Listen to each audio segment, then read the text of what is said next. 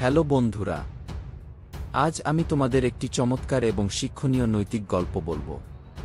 একদিন অরিত্র নামের এক তরুণ শহর থেকে বের হয়ে এক অজানা পাহাড়ের পথে হাঁটতে গেল। ছোট্ট গায়ের মানুষরা তাকে সতর্ক করেছিল, এই পাহাড়ের পথ বিপজ্জনক, অনেকেই ফিরে আসেনি।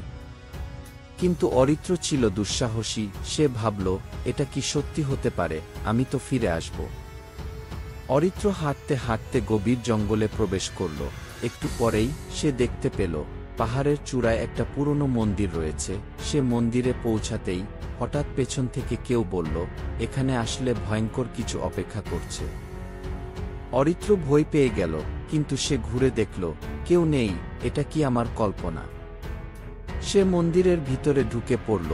সেখানে এক প্রাচীন পাথরের মূর্তি ছিল, যার চোখ দুটি অদ্ভুতভাবে চকচক করছিল। মূর্তির পাশেই একটি পুরনো পাথরের বক্স ছিল।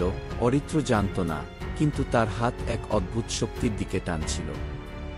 সে বক্স খুলতেই এক তীব্র আলোর ঝলক। মুহূর্তেই মন্দিরের দরজা বন্ধ হয়ে গেল। তার চারপাশে অদ্ভুত ভয়ঙ্কর আওয়াজ শোনা যেতে লাগল। অরিত্র বুঝতে পারল সে নিজের হাতে তার মৃত্যুর পথ খুলে ফেলেছে। পরদিন গায়ের মানুষরা মন্দিরের সামনে তার হাতের মোবাইল ফোনটি পেয়েছিল, কিন্তু অরিত্র আর ফিরল না। এর নীতিকথা হল, অতিরিক্ত কৌতূহল এবং সাহস কখনো কখনো আমাদের সরাসরি বিপদের দিকে ঠেলে দিতে পারে। কিছু জায়গা অনাবিষ্কৃত রাখাই ভালো। আমাদের গল্পটি যদি আপনার ভালো লাগে, তাহলে সাবস্ক্রাইব এবং লাইক করুন।